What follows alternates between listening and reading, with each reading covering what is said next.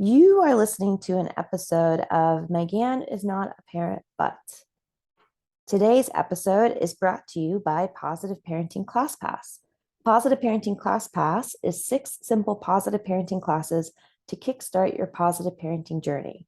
You can start today at bekindcoaching.com/classpass. In today's episode, we will be chatting about the qualities and characteristics of an unsoothing parent. So I invite you to get cozy, grab your notebook, and let's dig in. All right, friends, we have made it to episode 6 of this 8-episode stretch, talking through attachment theories and the quality of attachments and how parents can show up to create a sense of trust or not trust, distrust. And we've been going through just talking about the foundations of what creates that connection in a relationship. And we are coming off of the foundation of attachment theory, where it states that strong relationships is that dance of rupture and repair. And there are benign ruptures, meaning like little blips in the relationships. And then there are big ruptures that require major repair. And that the quality of that dance, right? How well we are sensitive to the ruptures and quick to repair, and the quality of the repair made is what signals to the quality of the attachment bond. So we're talking about attachment theory. Attachment theory is the quality of that attachment bond that affects the way that your child develops mentally, physically, intellectually, emotionally, and socially. The strength of this relationship is the main predictor of how well your child will do both in school and in life, meaning how well you are becoming aware of the ruptures and doing the repair work with them is empowering their toolbox so that they take those skills into their future relationships.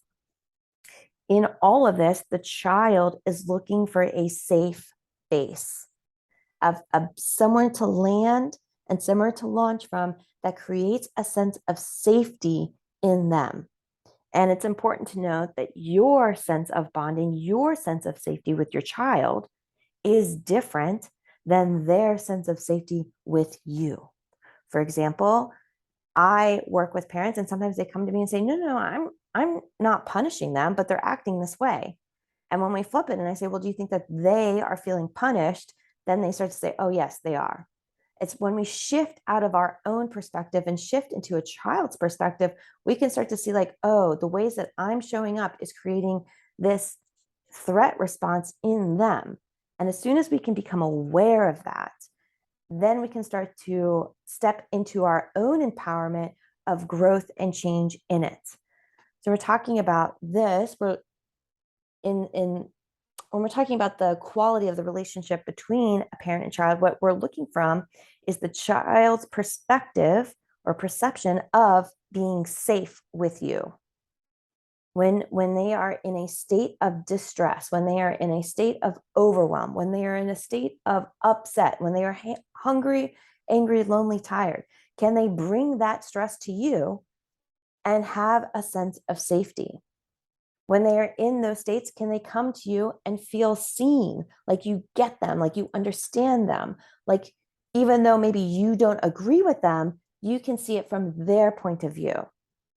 Are they experiencing a sense of feeling soothed by you? When they're feeling overwhelmed or when they're in this state of distress, can they come to you and feel taken care of and loved on and supported? And in the end, this is building that sense of security so that they know that they can bring it to you. You can help them work through it, and then they can launch back into the world from you. All of this is building that good foundation. So we're working through building and showing up in ways that allows the child to feel supported. We're working in ways that the parent is feeling supported and balanced. And as a result, we're starting to work and learn that we're showing up in ways that help build a secure relationship. So attachment is defined as that relationship that gives you that inner sense of security. Who do you feel safe bringing your stresses to?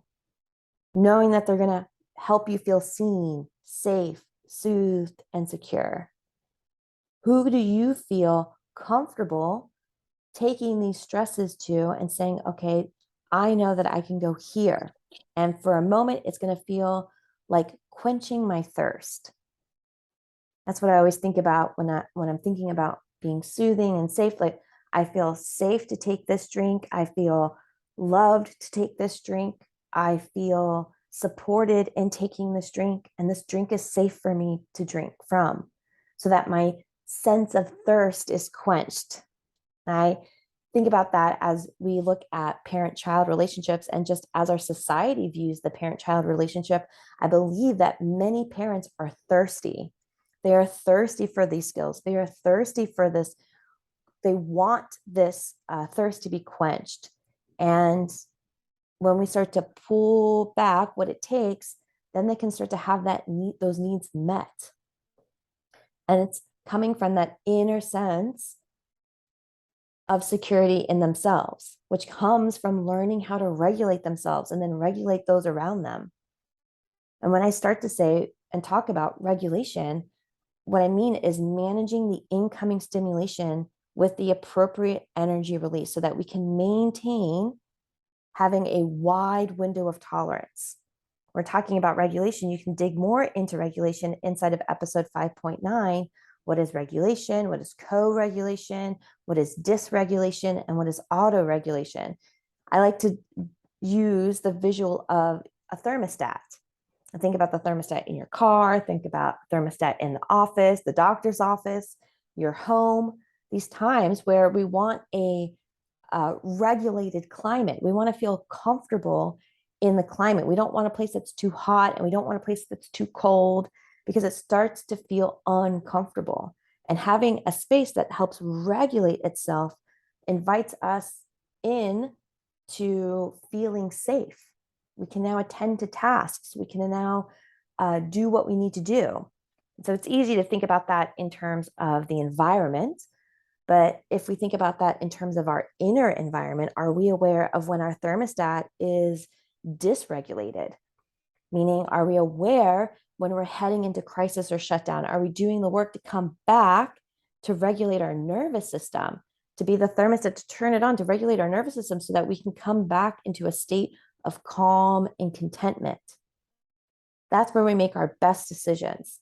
That's where we behave our best. When we're talking about behavior as communication, it's communicating that you are calm and content. And these are visual. These are observable. These are data. These are tracking.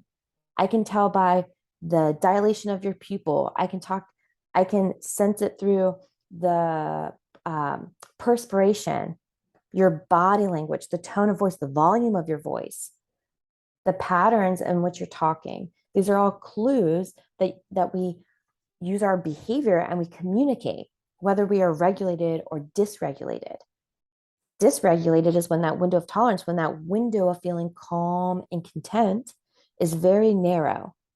And we go quick into crisis or shutdown. We go quick into anger and explosion, or avoidance and neglect, right? Those are times when I know for myself, I can feel my window of tolerance shrink when I haven't eaten correctly the day before, I've slept poorly, maybe I'm on my period, and everything seems to be going wrong, and I just go quick into anger. So things that don't typically bother me, for example, the clothes I'm wearing, or the temperature of my coffee, or traffic, or the sun in my eyes, things that I can normally just like kind of get through and be like, oh, I can roll with the punches.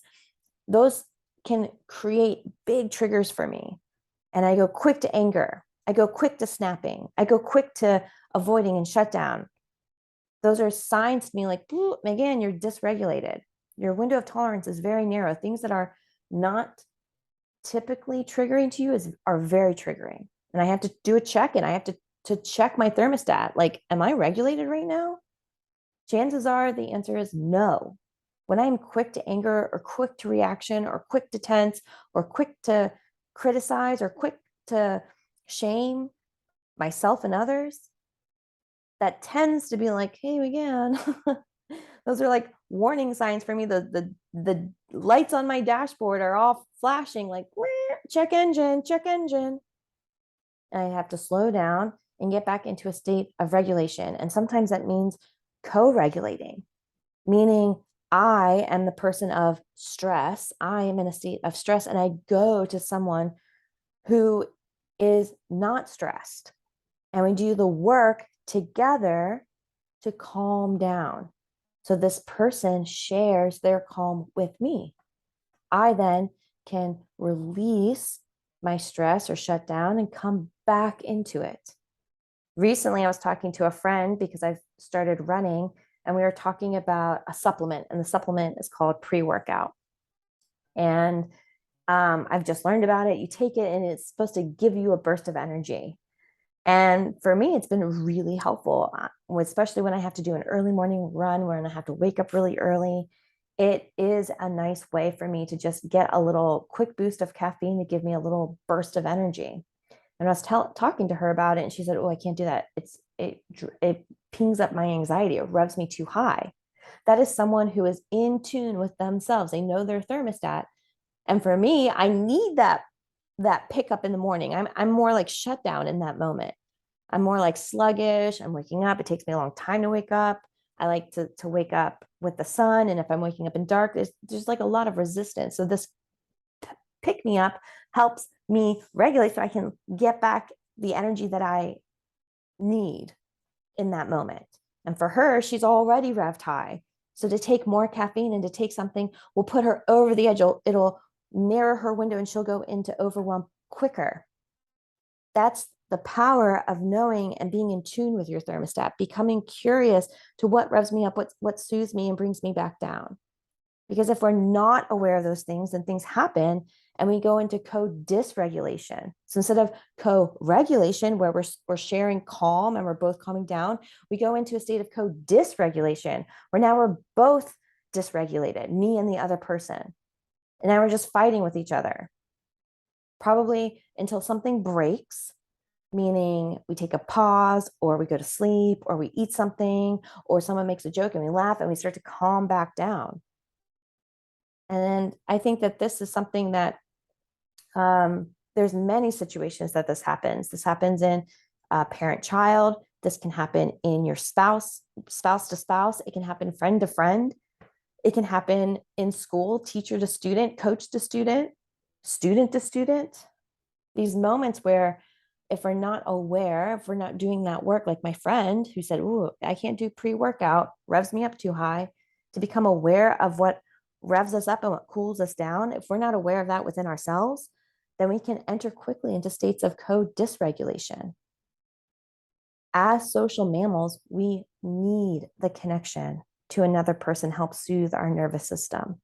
When we're in those states of stress, it's because of how our nervous systems work. They rely on each other. And we can look to each other in our communities and in our partners and in our spaces and in our families to help be a soothing presence. And when we're talking about it through the lens of parent-child, that is the parent's responsibility. Though you may be like me and not had a parent who did this work for you, if you're here listening to my voice and you're here now, it's your responsibility. You can learn how to do this for yourself and your children. In childhood, in our own childhood, and in the childhood of the children that you are raising right now, that's their childhood. In childhood, we start to create a working model on how to soothe our nervous systems.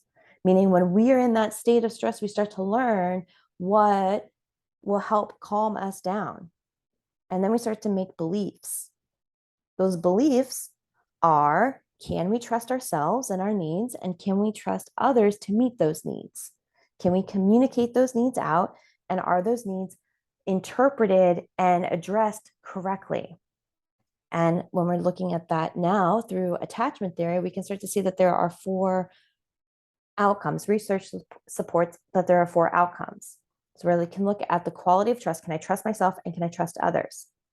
When I trust myself and I trust others, that's described as a secure attachment. I can clearly connect to my needs, and I feel confident and safe to express those needs, and that those needs will be listened to and addressed appropriately.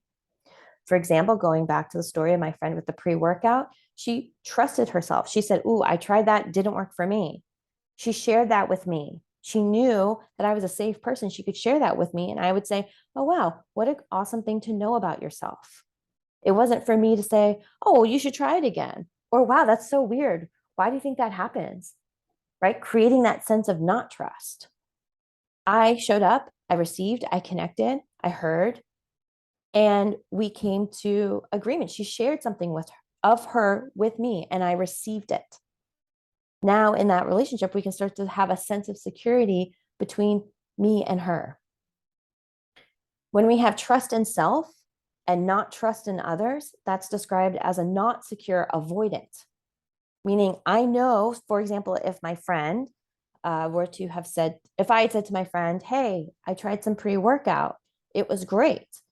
And she said, "Oh, that that doesn't work for me. That actually revs me up higher." And if I were to push on her and she was true to herself, she would start to say, "Okay, I can't trust Megan.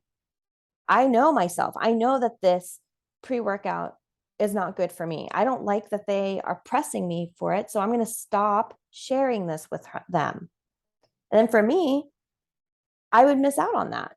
So for her, that the outcome of that relationship is that she would then be avoidant of sharing things with me.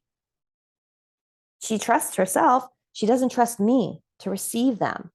I am no longer a person to safely land with and safely launch with. She's then going to start to hide things from me or not talk to me about some things. Now, let's say that she, as the outcome, I say, "Hey, I got some pre-workout. I've been really liking it." If she trusts others and has a distrust of her own self, she may not share with me that she gets overwhelmed or gets overly anxious with the pre-workout. And she might try to take it again and try to force herself to like it. That's when we start to see not secure, anxious. So she is not trusting of self, but trusting of others. She's not in tune with herself.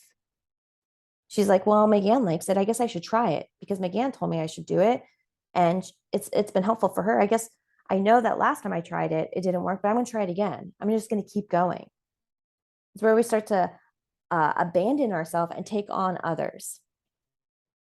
That would be classified as not secure, anxious.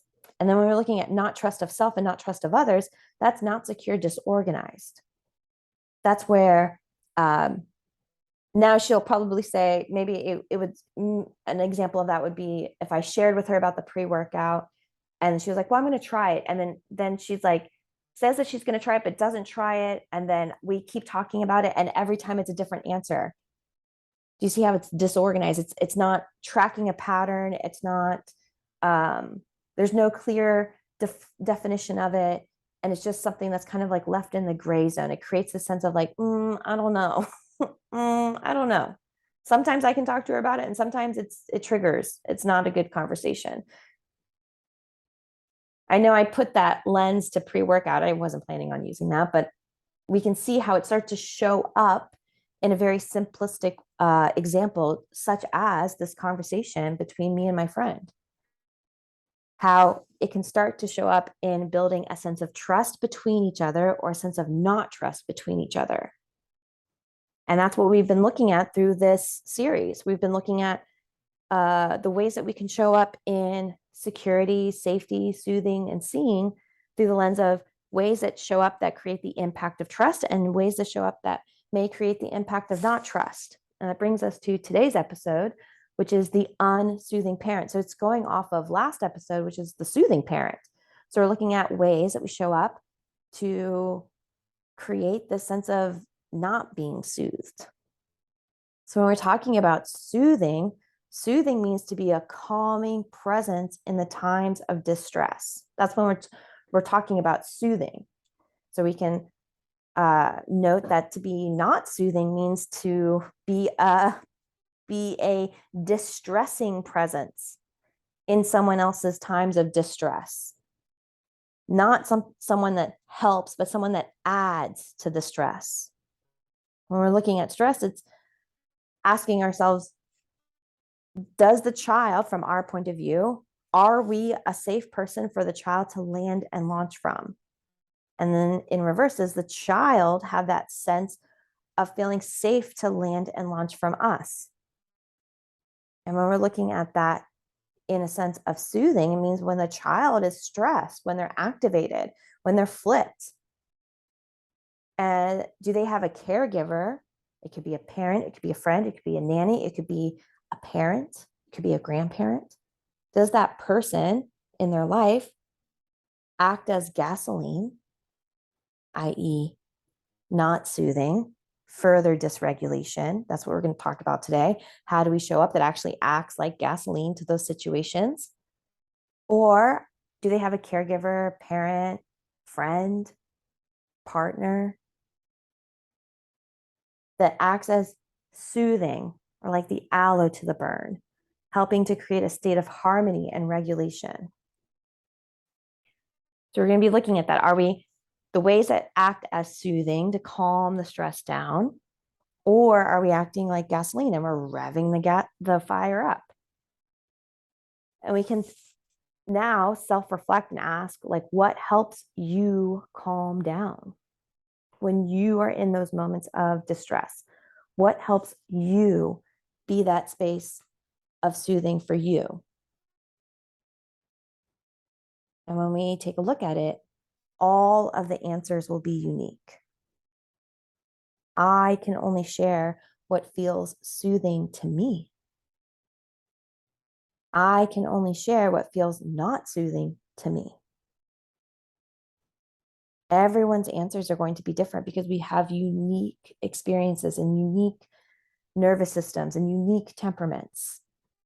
And the goal here is to start to build that sense of trust. So when the child or the baby has a need, they're going to communicate that need. As a baby, they cry. As we get older, we use different behaviors.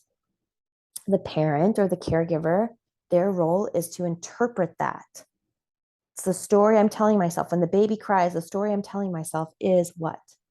Am I getting curious or am I getting overwhelmed? Is it adding to my stress or am I taking this as an opportunity to become curious and investigate? And if I fill that need correctly, then the baby calms down, is soothed, and trust is formed. The inverse of that is what creates distrust. So the baby has a need or the child has a need. The baby communicates. The parent misinterprets for some reason, and the need is not filled. Then when the needs are not met, not trust is formed, right? The child is unaware of whether, one, their need is accurate and they're communicating it accurately, and that it can be met accurately. This could be from a parent who is unaware. It could be from a parent who is stressed themselves, right? That hearing the baby cry activates their nervous system into overwhelm, creates that co-dysregulation. Sometimes when babies cry, it creates anger, it creates anxiety. It can be a lot of those needs that get misinterpreted. And so when we're looking at this in the sense of soothing, now we're going to be looking at ways that we show up that are not soothing to someone. And we're going to look at how are we showing up in not soothing our sensory experiences, going off of the 8 senses that we talked through in the last episode. We're going to talk about ways that create discomfort and ways that create insecurity. So we're talking about senses, the examples that I showed last time, and we'll revisit this time now through a different lens, is how easily can you enjoy your dinner when you have a seat in the direct sunlight? Have you ever had that experience? When the sun is just right in your eyes and you don't have sunglasses or you don't have a hat or you don't have any relief or shade, how easily can you stay focused and present in the dinner? Would it be helpful if someone said, hey, Do you want to move to a shaded table? Or what if they said to you, it's not that big of a deal, it's just a little bit of sun? Did you notice if one response was soothing and one response was not? That's what we're talking about today. How easy is it for you to talk to someone who has strong perfume on? Ooh, I was in Starbucks yesterday and I sat down next to someone, and I have a very strong sense of smell. It can become very dysregulating for me. And I sat down and I could smell the cologne of the man next to me. And I had like some random thoughts. I was like, wow, I wonder, like, do their whole house smell like that? Like, is this like their just like aroma? I wonder what their car smells like. That's like where my mind went. But it was very strong. It was very good, but it was very strong. And I thought, oh, wow, this like pulled my attention away. It was difficult for me to smell it, notice it, and come back to the conversation. So imagine if someone said, it doesn't even smell. I can't smell it. It shouldn't bother you. Imagine, is that something that helps you calm and regulate yourself in that moment, if that was something that bothered you? Or was that further adding more stress to that situation? And the last is, how well do you fill others' needs when you have a pounding headache or when you have a medical need? Probably it's harder. It creates more stress. Imagine if someone said to you, like, come on, what's wrong with you? Why are you always just laying around? And you're like, I have a headache. And they're like, oh my gosh, just take some ibuprofen and get over it. How safe would you feel with that person? How soothed and understanding would you feel with that person? Imagine if that person was yourself, doing that to yourself. Imagine that inner sense of trust being built or eroded. Now imagine that you're a child and the sock scene irritated you. How easy would it be for you to focus on a test? Imagine if you were always feeling like you were floating around, where you didn't have a good sense of body awareness. You didn't have good balance. You didn't know how long your arms are. It reminds me of when kids are going through growth spurts and things that they could do predictably. Now they start falling down, or they start tripping on the stairs, or they start falling on the playgrounds because their body is literally growing. So the way that the pacing is, it's now different. The way that they start to lift up their feet to go up the stairs, it's different. Imagine how safe you would be, or observably safe you would be on a playground, bumping into things and falling down. And finally, imagine if you had no balance. How easy would it be to do a simple task like sitting in your chair or writing or playing at centers? Imagine how easy that would be, or how challenging that would be. And then imagine in that space how it would be if you had someone saying, come on, what's wrong with you? Sit in your chair. Why can't you focus? Oh my gosh, this again? Why are you always doing that? I can even feel it in my body now. I start to tense up.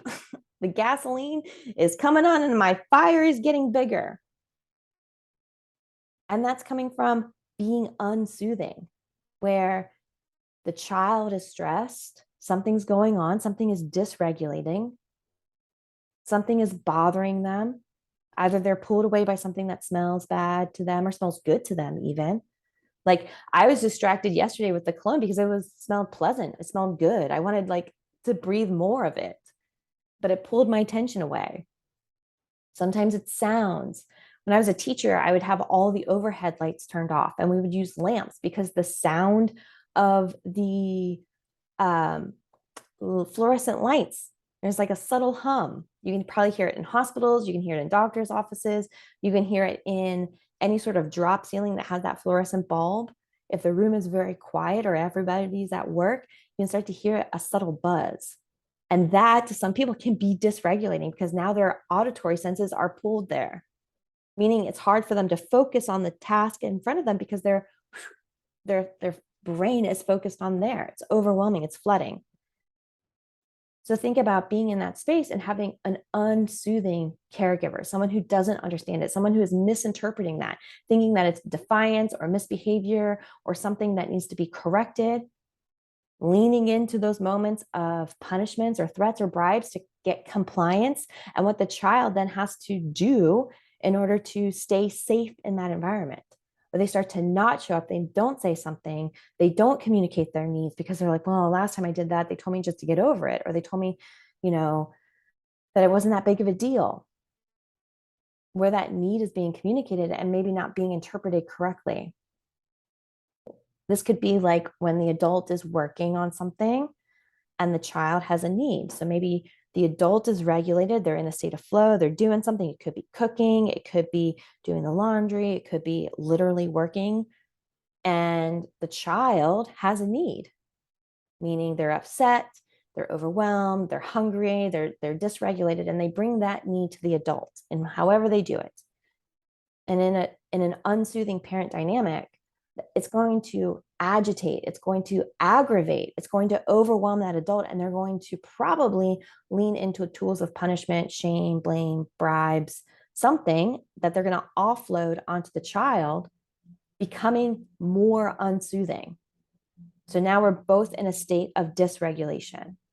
I'm upset, the child's upset, everyone's upset, until something breaks, and then we go into the yell, guilt, gift cycle, right? Where we take some space and then we feel guilty, and then we give in, we give them something, we give them a present or a treat or something, and it goes back into then setting us back up to yell again, to gift again, to feel guilty again. It goes all over and over again.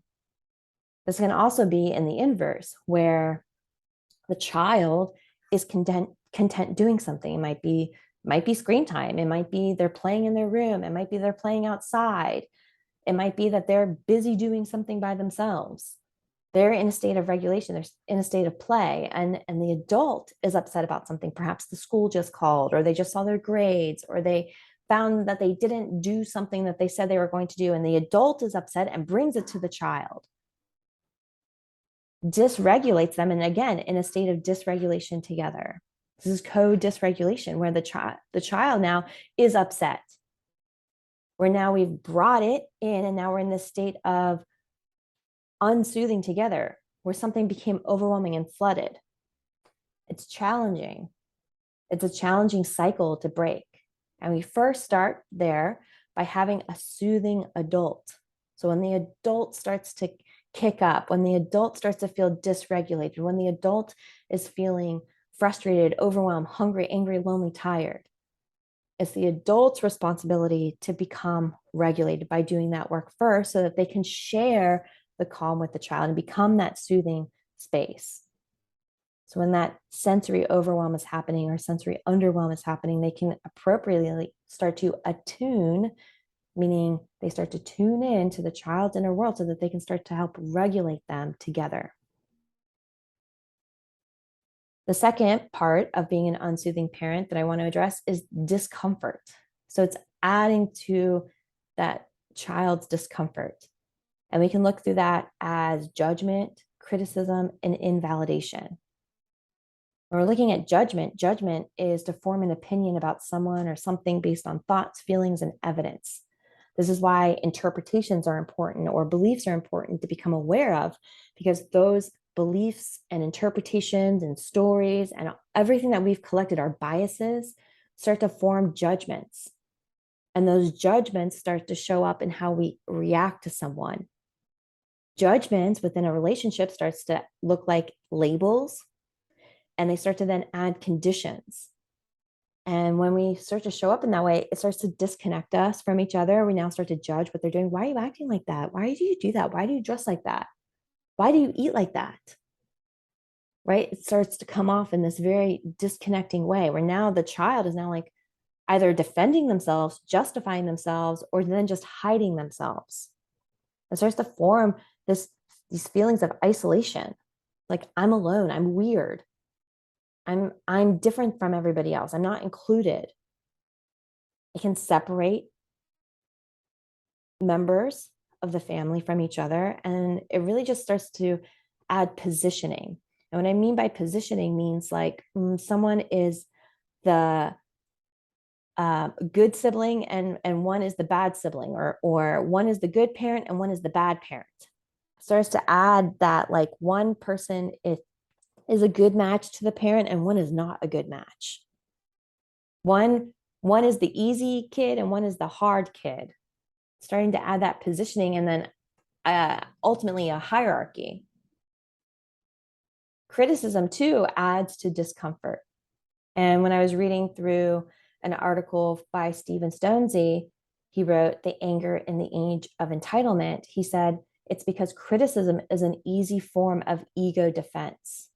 We don't criticize because we disagree with a behavior or an attitude. We criticize because we somehow feel devalued by the behavior or attitude.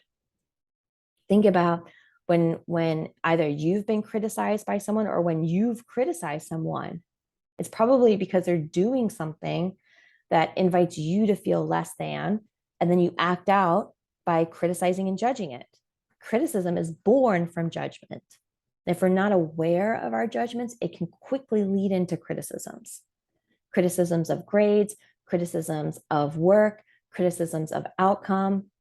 It can start to create criticisms of expressions of self, of the way that they talk, of the way that their friends play, of their likes and their dislikes. We then start to criticize it, where then we're again putting these expectations like, you need to do this so that then you're included in this family. You need to do this so then I'll give you my love.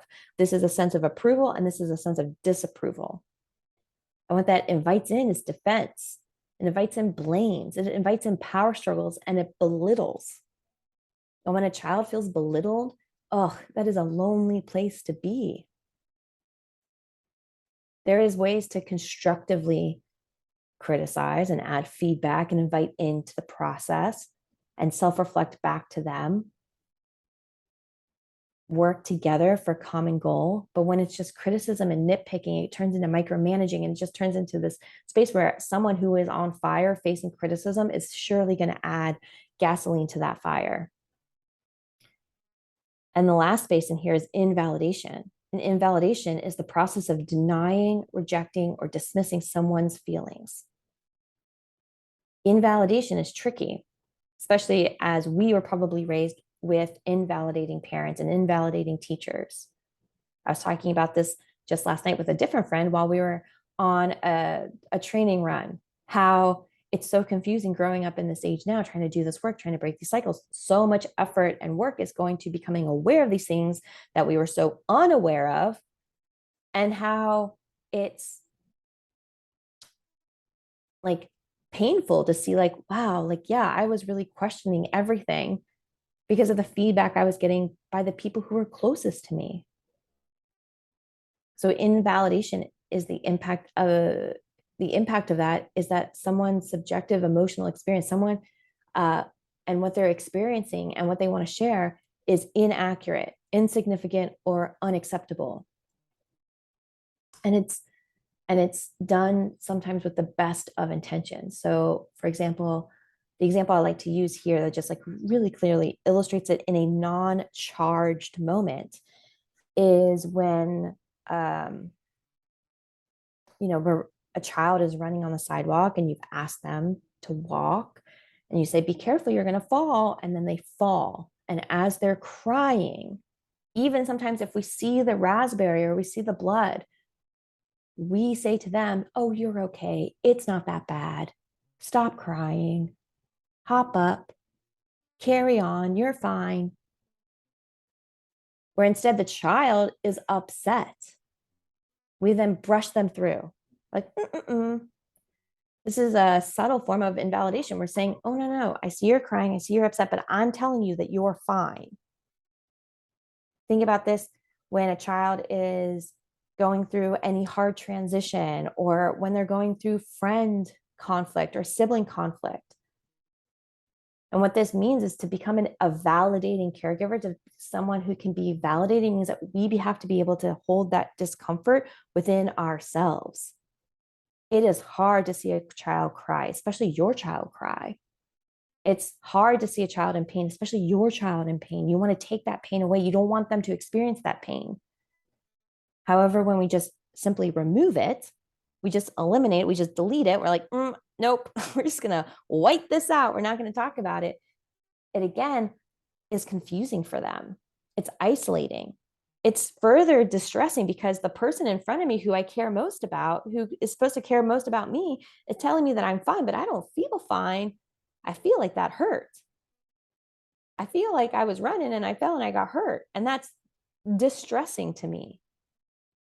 It also creates that sense of inferiority. Like my lived experience is less than. It's not important enough to share. It doesn't deserve to be shared because the other people around me don't see it, don't validate it. That's why class 2 inside of ClassPass is all about emotional validation. How can we show up in ways that connects to a child to communicate, I see you, I hear you, I understand you. Validation does not mean that you condone it. It does not mean that you agree with it. It just means like, hey, I can see your experience for what it is. I can see that you just fell and that hurt and now you're bleeding and that's scary. That was not fun. It's ways of showing up to say, hey, I can connect to you by regulating me first in it. And if you want to know more about that, I encourage you to go deep on that class. Listen to the Q&A. Listen to that class over and over again.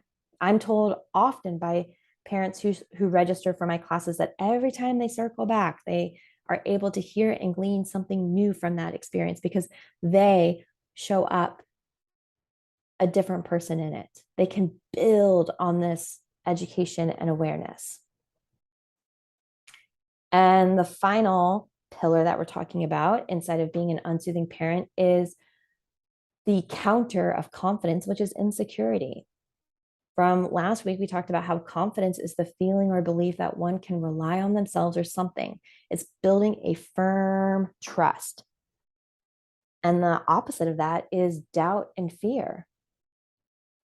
So think about when a child brings their own mistake or their own shortcomings or their own pain or stress to the adult and is faced with those things of invalidation, of criticism, of judgment, of blame,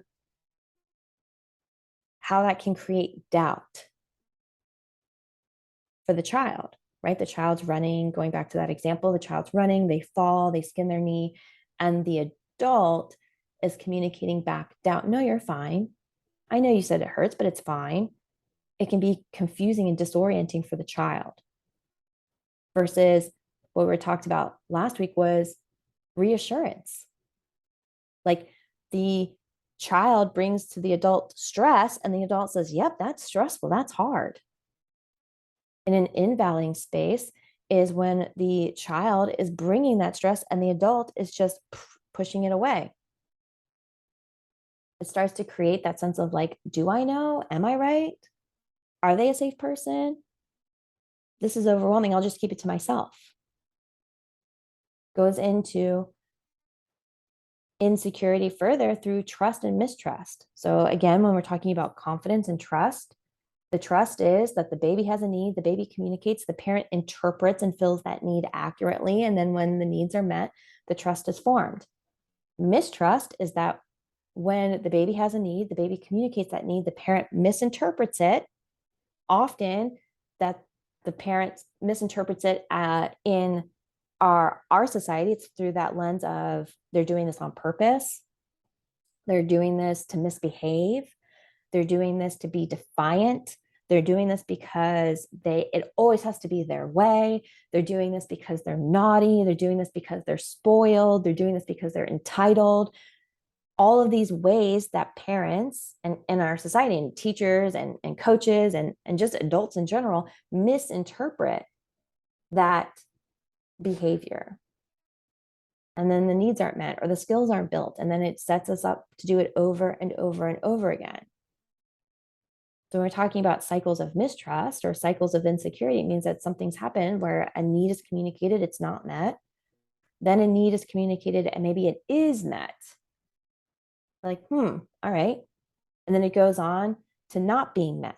It goes back into distrust over and over again.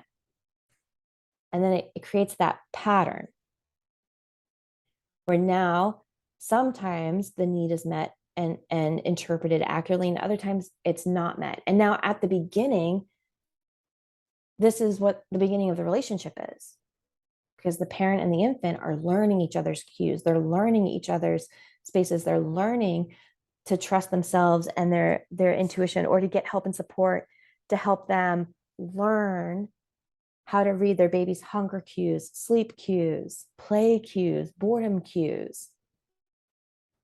And if you're a first-time parent or a new parent, or if you have never had that experience before, then this is what it will be at first. And then it will start to regulate itself into saying, okay, I know I can accurately predict this. So this building cycle should actually start to even out, where now we're starting to create cycles of trust. And I know that through healing, we start to elevate these cycles of mistrust and heal them into cycles of trust. This is when we start to bring in tools and bring in supports to change those patterns. For instance, if we're trying to change, say, a challenging bedtime, I'm just going to use that because that is a common, tense, stressful moment. If we bring in and we identify the pattern, and then we bring in ways to support a new pattern, and then the parent with support starts to consistently practice the new pattern, then the bedtime stress is decreased, because we've now started to create patterns of predictability, patterns of trust, patterns of communication. It tends to be about a 2-week stretch is what I'll say, give or take some, of consistent focus and practice. Hey, this is my lane. This is what I'm practicing on. I'm practicing breaking that mistrust cycle and starting to create those patterns of trust, so then I can create a pattern of security, so that I know and they know that I am a safe place to land and launch from, that I can have consistent, calm, kind boundaries, that I can connect and fill those needs, that I can regulate myself and regulate them into a state of co-regulation, rather than going into what fuels this cycle, which is cycles of co-dysregulation, where the child's stress now becomes my stress, and then we're all stressed. It's hard work. It takes effort. It takes energy. It takes focus. It takes support. It's not easy work. It may be simple work, but it's not easy work at first until we start to practice it. And then once we practice it, then we can know the cues. Then we can start to tune into the feelings. Going back to the story of the pre-workout with my friend, now we can start to say, oh, wait, I've done that before. I've learned from it. I don't want to do it again. I can trust myself. That's a good for you, not for me. I'm glad it works for you. It does not work for me. This is what works for me. And I can communicate that confidently, and I can have it received confidently. I can now have that trust and security within that relationship. And that's what we're working through. So we're thinking again, to recap, being an unsoothing parent, we can now look at when they're having sensory. Are we sensitive to it? Are we responsive to it? Are those moments that we're denying, or we're dismissing, or we're invalidating? When they're uncomfortable, when they're sharing those spaces, are we acting as a space of comfort, soothing, reassurance, or are we acting as further discomfort, pain, and adding to that fuel to that fire? And then finally, are we creating that sense of insecurity and that doubt and fear? These are spaces to say, these are opportunities. If anywhere you saw yourself in any of this, is an opportunity to say, hey, ooh, this may be where I'm contributing, and now I can make different investments. And if you want to work with me and go deeper, all of my classes and courses and coaching help parents become secure caregivers, helps them get into spaces to create and identify those patterns, so that then we can get to work to reinforce and teach those skills to break those patterns, changing how the parent is interpreting behavior, changing the tools in the parent's toolboxes, going in ways that helps create different outcomes, different impacts. Is it easy work? Not always. Definitely not at first. It can be further dysregulating, because all of those things that have been giving us the illusion of working have been taken away. And now it's the opportunity to start showing up in new and better ways that are soothing to us and to them. And having a community and guidance and support around it, again, creates a sense of soothing within us and them. So in closing, I invite you to consider, how predictable are your responses when you're going through this? Are you starting to see yourself in one way or another? Are you starting to see opportunities of growth or opportunities of strength? How secure do you feel in your parenting? How secure do you feel in the landing and launching of stress within yourself and within your family? So if you've taken notes, I want to share, and there are 3 ways that you can share. You can leave a review on Apple Podcasts. We can share your thoughts and takeaways on social media and tag me, and you can share your thoughts inside the dedicated posts inside of our Facebook community, Positive Parenting with Megan Ford. Thank you for being here and tuning into the end. My mission in life is to help support parents in feeling supported and empowered in doing this work. I know that it is hard work. I aim to be the secure trampoline for parents to come and land on and launch on. They can come, bring their stresses, we can work through their stresses, and they can go back into their real life and start taking action to help becoming that secure caregiver for themselves and their children. This podcast, my Facebook community, my programs and book club all help parents work through the phases of awareness, education, and practice. And if you're ready to take the next step, I encourage you to dig into Positive Parenting ClassPass. Inside there, you'll find the 6 classes: Positive Parenting 101, Emotional Validation, Setting Boundaries, Ending Entitlement, Natural Consequences, and Apologizing. These are the first tools in being able to take action in the CLEAR method. In order to get started today, you can dig into them at bekindcoaching.com/ClassPass.